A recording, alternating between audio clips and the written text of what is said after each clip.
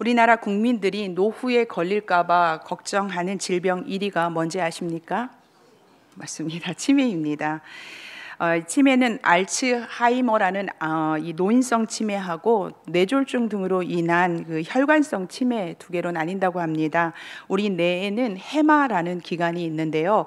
이 기억하고 학습하는 일을 주로 담당합니다.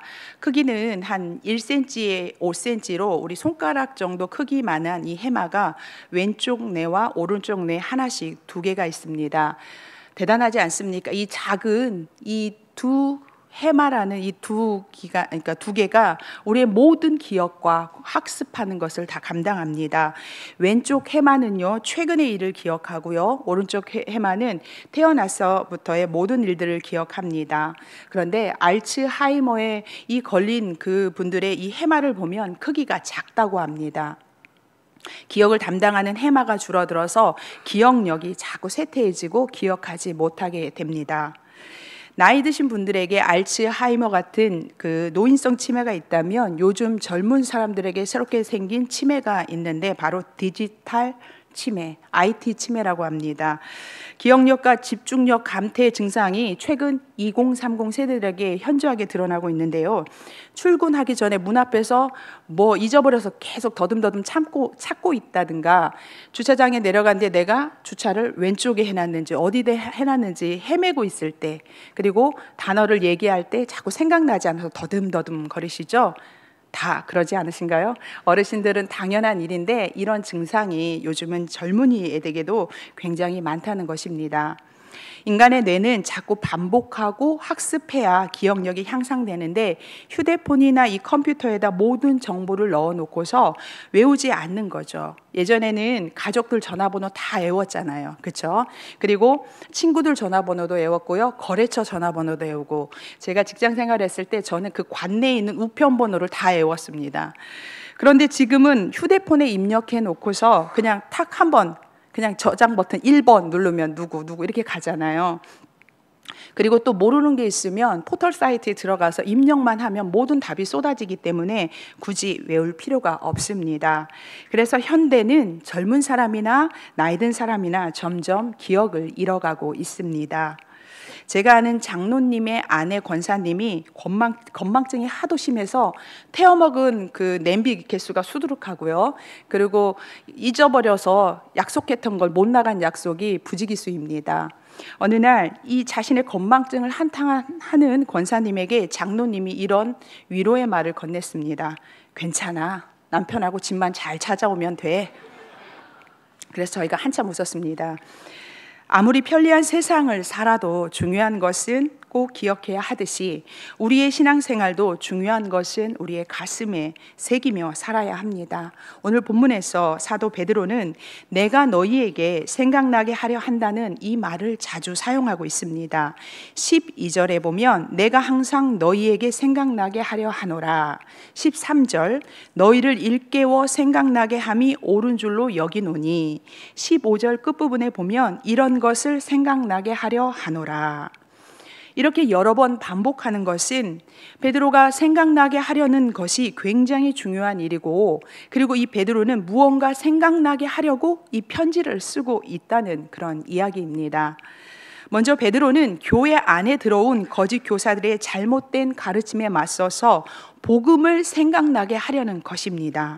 그리스도인들이 잊지 말아야 할 것, 그건 바로 복음이지요. 그리스도께서 죽음과 맞바꾼 구원의 은혜와 그리스도께서 우리에게 주신 신기한 능력이 이미 우리 안에 주어졌음과, 그리고 최후의 심판 때에 우리가 영원한 천국에 들어갈 수 있다라는 이 소망의 약속이 우리에게는 복음입니다. 그리고 천국에 갈 때까지 죄로 가득한 세상을 피하여 그리스도인으로서 살아갈 수 있는 신성한 성품을 우리에게 주셨음을 생각하게 하기 위해서 베드로는 펜을 들고 있습니다. 구원과 하나님의 능력, 그리고 새 하늘과 새 땅에 대한 소망까지 베드로는 주께서 우리에게 주신 이 소중한 것을 잊지 말고 기억할 것을 당부하고 있습니다. 내가 갖고 있는 것이 진리이고 얼마나 소중한 것인지 모르는 사람들이 이 소중한 것을 버리고 거짓된 것임에도 새로운 것이라면서 받아들이는 것입니다. 베드로는 베드로후서 3장 18절에서 자신의 소망을 이렇게 말하고 있습니다. 다 함께 베드로후서 3장 18절을 한 목소리로 읽도록 하겠습니다. 오직 우리 주 곧 구주 예수 그리스도의 은혜와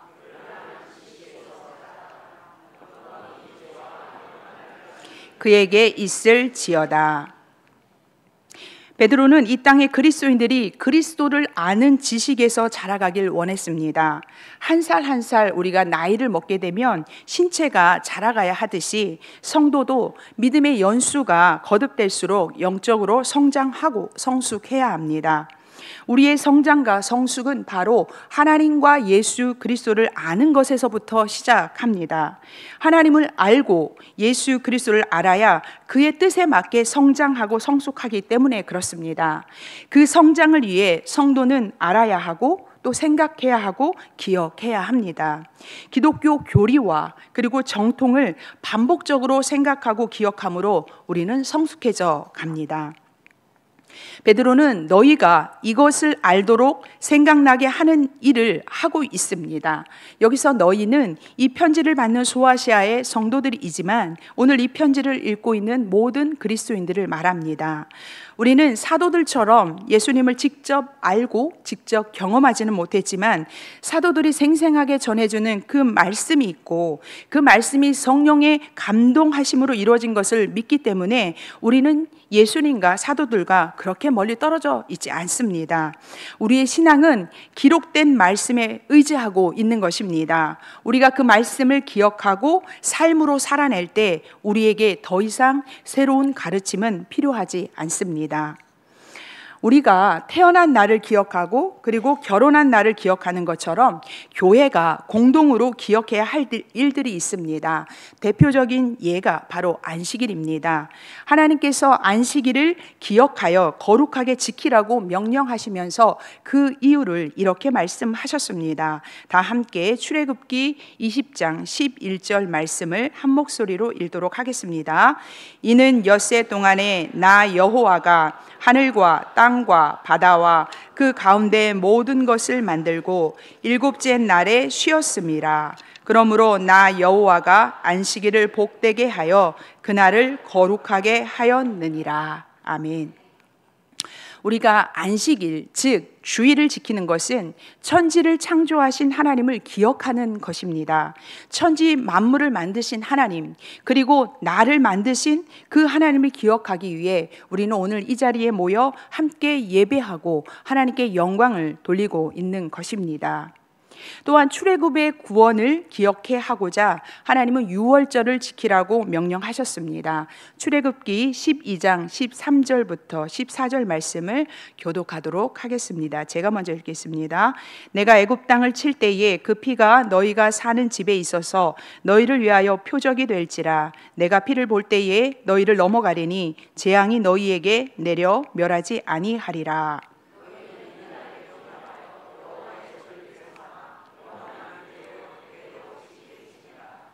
아멘. 유대인들은 지금도 이 유월절을 지키기 위해서 양고기와 무교병, 쓴나물을 먹으면서 400년의 종살이를 종식시키고 자유를 허락하신 그 하나님을 기억하고 찬양하고 있습니다. 그리고 예수님께서는 떡과 포도주를 나눠주시며 너희를 위하여 흘리는 나의 피, 곧 언약의 피, 또 나의 몸이라 말씀하시면서 이것을 행하여 나를 기념하라고 말씀하셨습니다.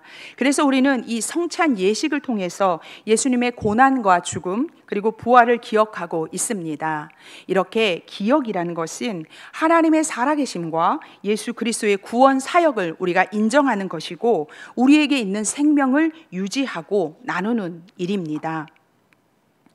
베드로 사도가 우리에게 전하를 했던 것은 본문 12절과 15절에서 말하는 이것은 예수님께서 우리에게 주신 구원과 이미 주신 신적인 능력이라는 것입니다. 그리고 재림 때 우리가 누리게 될 약속이 바로 이것입니다. 예수님과 여러분과 저에게는 이미 예수님께서 이러한 능력과 약속을 주셨습니다.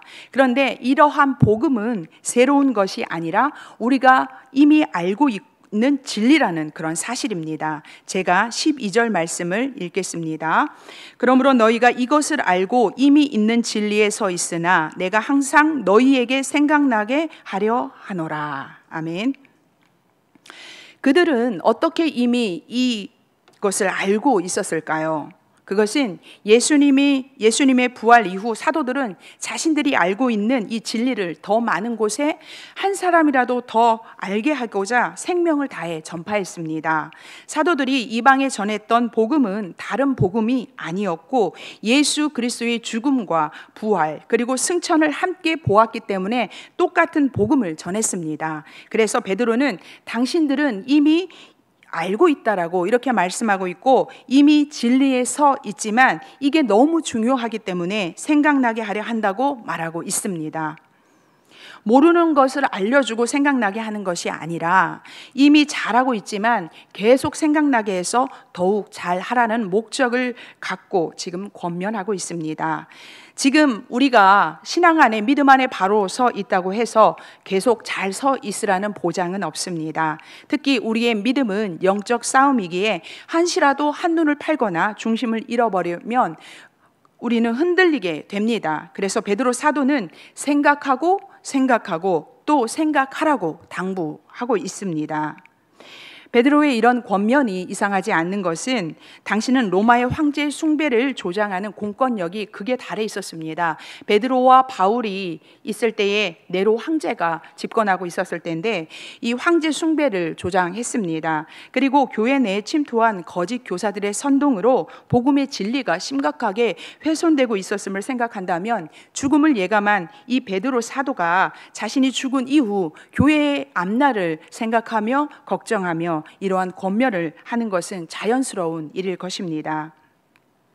베드로는 복음을 전하다 로마 감옥에 갇혀 있습니다. 감옥에 갇힌 베드로는 자신에게 다가온 죽음을 이렇게 표현하고 있습니다. 14절을 보시면 나의 장막을 벗어날 것이 임박한 줄 알미라. 15절에서는 내가 떠난 후에라도 이렇게 말하면서 자신이 곧 죽게 될 것이라고 말하고 있습니다.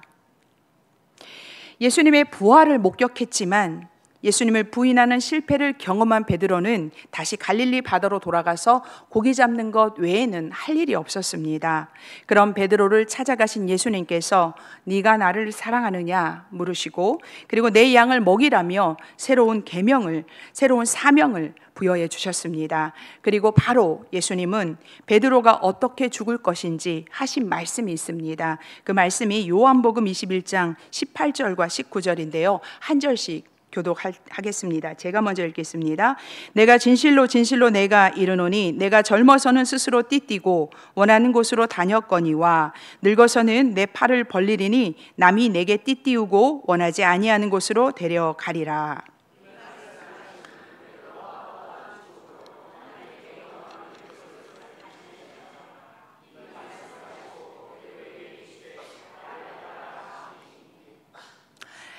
예수님과 함께한 순간순간이 베드로에게는 잊지 못할 장면이었겠지만 예수님을 저주하며 부인했던 자신이 용서받고 또 새로운 사명을 부여받은 이 장면은 평생 마음에 간직했을 것입니다.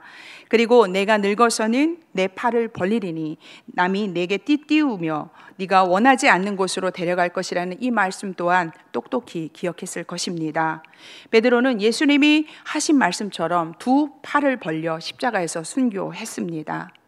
백발이 성성해진 베드로는 차디찬 로마 감옥에서 예수님의 이 말씀을 생각하면서 내가 이 땅에 있을 동안에 내가 이 땅을 떠난 후에라도 이것만은 기억해야 한다고 유언처럼 글을 쓰고 있습니다. 그러나 우리가 알아야 할 것은 죽음을 인지한 베드로가 새로운 것을 가르치지 않았다는 사실입니다. 거짓 교사들은 새로운 가르침을 들고 교회 안에 들어왔지만 베드로 사도가 하고자 한 것은 일깨워 생각나게 하는 것입니다. 거짓 교사들의 가르침에 세뇌당하지 않도록 이미 알고 있는 진리를 일깨우고 생각하게 하는 것이 그가 해야 할 일이었기 때문입니다. 성도 여러분, 목회자는 새로운 것을 가르치는 자가 아닙니다. 목회자는 수천 년 전부터 말씀하신 하나님의 말씀을 반복하는 사람들입니다. 창조주 하나님을 이야기하고 예수 그리스도의 구원과 생명, 재림의 메시지를 생각나게 하고 가르치는 자들입니다. 이 말씀이 식상하다고 해서 새로운 것을 찾는 것은 이단에게 먹잇감을 주는 어리석은 일입니다. 하나님은 이미 우리에게 진리의 말씀을 주셨고 복음을 주셨음에도 새로운 해석, 또 다른 새로운 가르침을 찾아 나서는 것은 금을 버리고 변색된 구리를 쫓아가는 어리석은 짓입니다. 신사도 운동이라고 들어보셨습니까? 교회 성장학의 권위자인 피터 와그너 목사가 초대교회에 있던 사도의 직분이 2001년경부터 다시 시작돼서 제2의 사도시대가 열렸다고 선포하면서 본격적인 신사도 운동이 시작되었습니다. 신사도 운동은 오늘날에도 하나님의 직통 계시와 예언이 있다고 주장하는데, 이 예언의 차원이 우리 성도님들이 기도하다 정말 일생에 몇 번씩 받는 하나님의 어떤 그런 말씀의 차원이 아닙니다.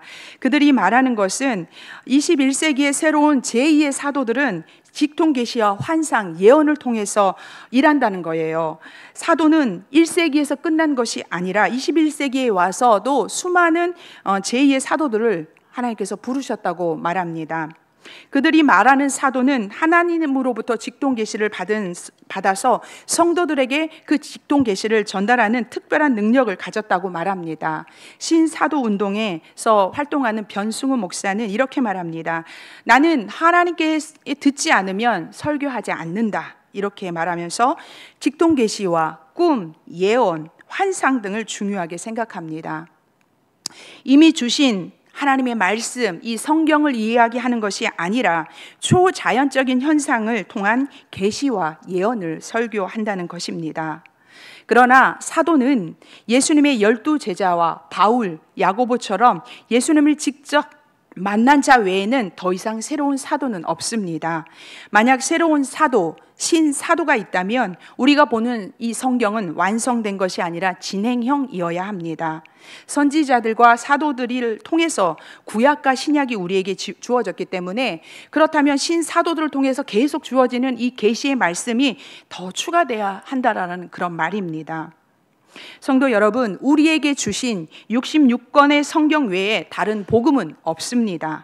사도들은 이 복음을 외쳐왔고 2000년의 기독교 역사도 성경의 복음과 진리를 외쳐왔기에 우리에게 새로운 복음은 없습니다. 하나님의 감동으로 이루어진 이 성경 외에 새로운 것을 첨가하거나 새로운 것을 외치는 자는 잘못된 것임을 우리는 명심해야 합니다.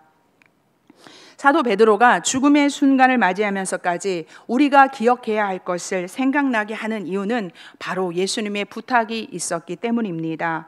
예수님은 제자들과의 마지막 식사 자리에서 베드로에게 이런 말씀을 하셨습니다. 누가복음 22장 31절과 32절 말씀 교독할 텐데, 말씀 있는 게 좀 많지만 오후 시간이라 많이 졸리실 것 같아서 교독을 하도록 하겠습니다. 31절 제가 먼저 읽겠습니다. 시몬아 시몬아, 보라, 사탄이 너희를 밀가부르듯 하려고 요구하였으나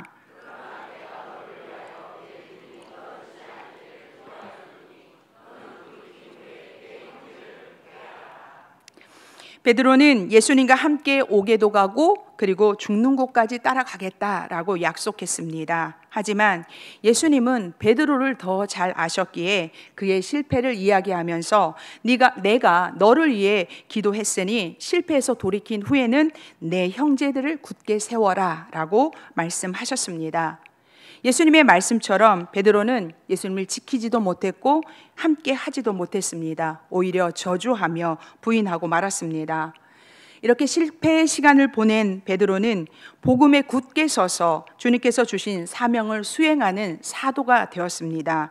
베드로는 자신이 실패를 딛고 견고하게 설 수 있었던 것은 예수님이 자신을 위해 기도해 주셨기 때문임을 잘 알았습니다. 그래서 내 형제를 굳게 하라는 이 예수님의 부탁을 지키기 위해 다른 사람들을 굳게 세우는 일에 자신의 평생을 바쳤습니다. 죽음이 임박한 순간까지 그리스도인이 생각해야 할 것을 외치고 있는 이 베드로의 간절함 앞에 이 편지를 읽고 있는 우리도 힘써 기억하고 기억해야 할 것입니다. 거짓 교사들은 사도들이 교묘히 이야기를 만들어 가르친다고 비난했습니다. 사도들이 전한 복음은 사실이었고 진리였지만 거짓 무리들은 꾸며낸 신화라고 말했습니다. 헬라 사람들은 신화를 만드는 일이 일반적이었습니다. 우리가 그리스 로마 신화를 보면 수많은 신이 등장합니다. 인간인지 신인지 구분이 안 되는 수많은 정말 이 신들이 사람들의 이야기 속에서 탄생되었는데 거짓 무리들은 예수님의 재림, 예수님 다시 오실 것이다, 이 말도 사도들이 꾸며낸 신화에 불과하다고 말했던 것입니다. 거짓 교사들은 예수님의 존재 자체를 부인한 것은 아닙니다. 이 거짓 교사들은요, 신앙을 버리고 세상으로 떠났던 사람들이에요. 그들이 자신들이 갖고 있던 그 신앙 안에 세상 학문을 혼합했던 것입니다. 그들은 부활은 인정합니다. 그들은 부활은 이미 지나간 것이다, 그것으로 모든 것이 끝났기 때문에 재림은 없다고 말했습니다. 사도들이 꾸며낸 재림, 미래를 기대하는 대신에 현재를 기대하며 지금 우리에게 주어진 현재의 자유를 누리라고 말했던 것입니다. 성도들이 갖고 있던 올바른 기억들을 지우려 하는 이 거짓 교사들을 향해서 베드로는 두 가지 변론을 시작합니다.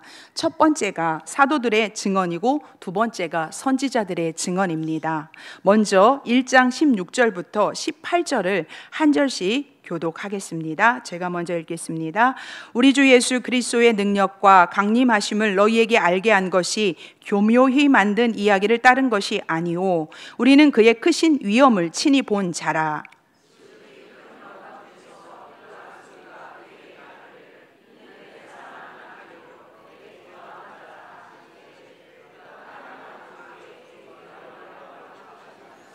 함께 읽겠습니다. 이 소리는 우리가 그와 함께 거룩한 산에 있을 때에 하늘로부터 난 것을 들은 것이라. 아멘.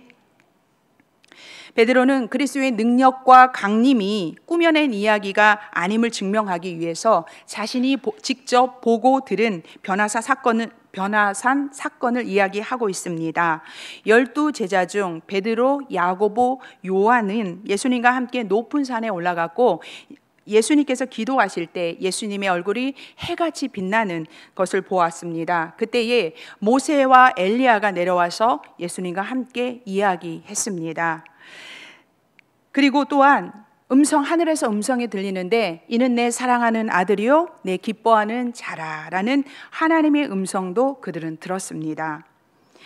제자들은 예수님의 위엄이 얼마나 대단하고 경이로운지 놀라지 않을 수 없었습니다. 내가 따르는 선생님이 이런 분이구나, 모세와 엘리야와 함께 이야기하고 하나님께서 친히 사랑하는 아들이라는 음성을 들려주시는 높으신 분이시구나, 감격하고 감격했습니다.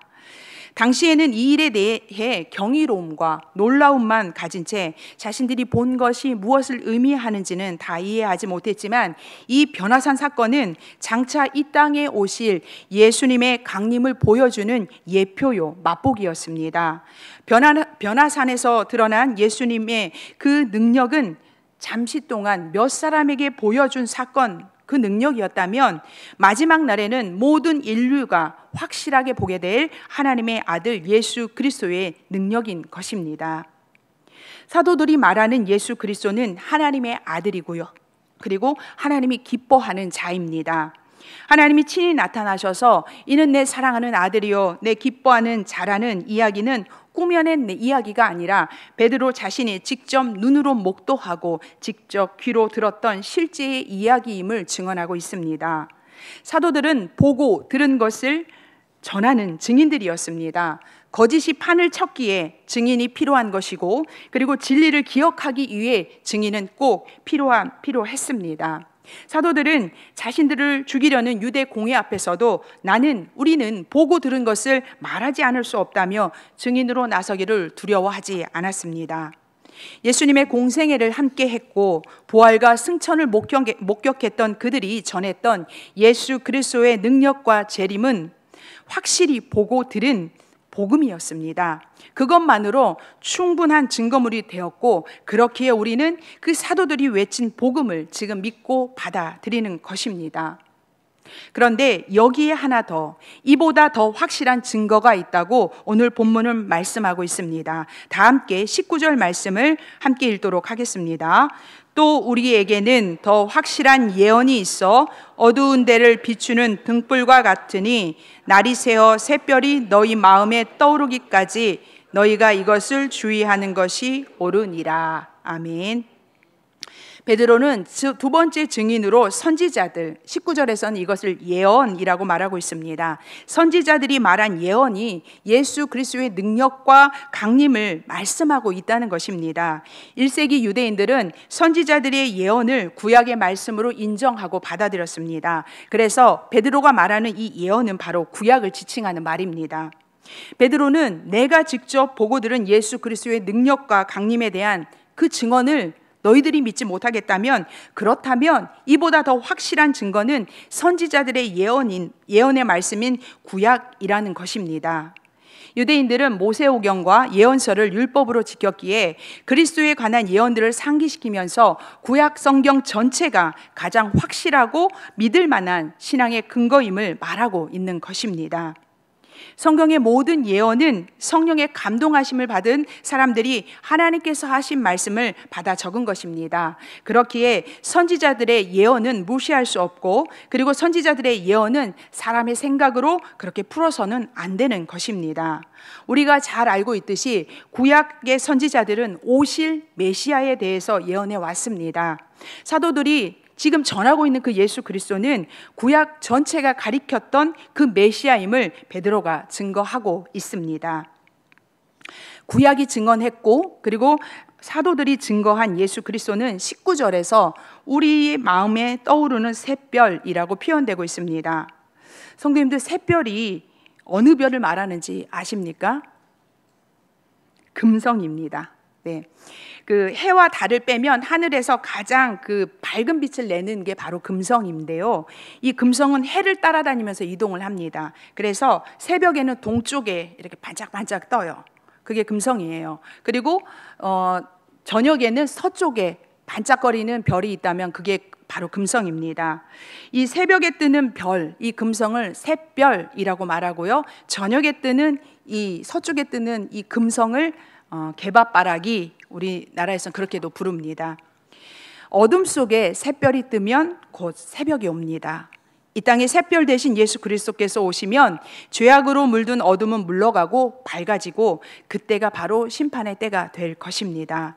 그래서 19절에서 말하는 날이 새어 샛별이 너희 마음에 떠오르기까지 너희가 이것을 주의하는 것이 옳다는 이 말씀은 예수 그리스도께서 이 땅에 오시기까지 너희들은 거짓 가르침을 주의하여서 바른 말씀 가운데 굳게 서라는 그런 말씀입니다. 사랑하는 성도 여러분, 우리는 이미 그리스도의 복음을 알았고 이미 복음 위에 서 있는 자들입니다. 하지만 우리의 믿음을 장담할 사람은 아무도 없습니다. 아까도 말씀드렸듯이 이 땅은 사탄이 주관하는 세상이기 때문에 우리는 믿음의 영적 싸움을 실 수가 없습니다. 그렇기에 너희를 일깨워 생각나게 함이 옳다는 이 사도 베드로의 간절함은 우리 마음에 새겨야 할 것입니다.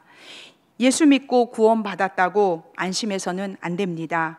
우리는 하늘나라에 들어가기까지 믿음에서 떨어질까 조심해야 하고 또 조심해야 합니다. 혹여라도 내가 내 믿음이 안일해져서 말씀에서 떠난 자가 되지는 않았는지 우리는 날마다 살펴야 하고, 복음이 아닌 것에 마음을 뺏기지 않았는지 점검해야 합니다. 우리는 하나님과 예수 그리스도에 대해 아는 일을 멈춰서도 안 됩니다. 십수년 예수님을 믿었지만 우리가 그 크신 하나님을 알면 얼마나 알겠습니까? 좁은 틀 안에 가둬놓고 내가 아는 하나님이 전부가 아니다는 것을 날마다 자각하며 우리는 살아야 합니다. 그렇기에 사도 베드로의 바람처럼 우리는 예수 그리스도의 은혜와 또한 그분을 아는 지식에서 자라가는 일을 멈춰서는 안 됩니다. 한국 종교계의 거목이었던 한경직 목사님의 관련한 일화가 있습니다. 목사님이 돌아가시기 전에 병중에 계실 때에 병문안을 갔던 그 후배 목사들이 이 한경직 목사님에게 목사님 저희들에게 한 말씀 해주세요 라고 했답니다. 그러자 이 한경직 목사님이 이렇게 말했습니다. 목사님들 예수 잘 믿으세요. 후배 목사들이었지만 교계 중진 목사들이었고요. 원로 목사들이었습니다. 그들을 당황하게 한 이 말은 유명한 일화가 되었습니다. 성도 여러분, 목사인 게 중요하지 않습니다. 장로인 게 중요하지 않습니다. 예수 잘 믿는 게 가장 중요합니다. 오래 믿었다고 교회 중직을 맡았다고 구원받는 것 아닙니다. 그런 것은 모두 형식일 뿐 우리는 언제나 흔들릴 수 있는 연약한 존재이기에 우리의 믿음이 굳게 서는 일에 매진하는 것이 우리가 해야 할 일입니다. 사랑하는 성도 여러분, 여러분은 자녀들에게 무엇을 남겨주시겠습니까? 지식을 물려주시겠습니까? 재산을 물려주시겠습니까? 이 땅에서는 주식도 귀하고 재물도 귀하지만 이런 것은 물거품처럼 사라지는 것입니다. 이런 것은 세상을 살기에는 용이하고 우리가 세상 살기에는 편하게 해주는 것들이지만 구원과는 상관이 없습니다. 저는 여기 있는 우리 모두가 우리 자녀들에게 베드로의 심정으로 복음을 남겨주는 사람들이 되기를 바랍니다. 이 장막에 있을 동안에 우리가 해야 할 일은 자녀들을 일깨워 복음을 생각나게 하는 일입니다. 그렇게 복음을 상기시키고 복음 안에서 살아갈 것을 입이 닳도록 전하시기 바랍니다.